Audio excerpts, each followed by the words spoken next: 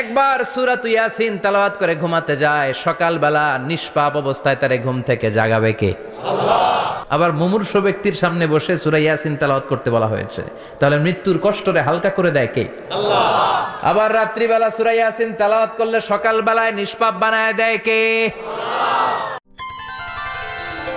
Nice ওয়াজ, ইসলাম প্রচারে এক ধাপ এগিয়ে। তো সূরাত ইয়াসিন থেকে আজকে আমরা কথা শুনবো, ইনশাআল্লাহ। পড়েন ইনশাআল্লাহ। এই সূরার অনেক ফজিলত, ছোটবেলা থেকেই সূরা ইয়াসিনের অনেক ফজিলতের কথা আমরা শুনেছি না?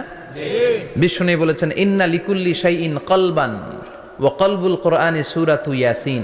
সব জিনিসের একটা কলব আছে, হৃদয় আছে, অন্তর আছে, আর কোরআনের কলবের নাম হচ্ছে সূরা ইয়াসিন। বিশ্বনবী বললেন, ইন্না লিকুল্লি শাইইন কলবান, সব জিনিসের একটা কলব আছে, ওয়া ইন্না কলবাল কোরআনি সূরাতু ইয়াসিন, আর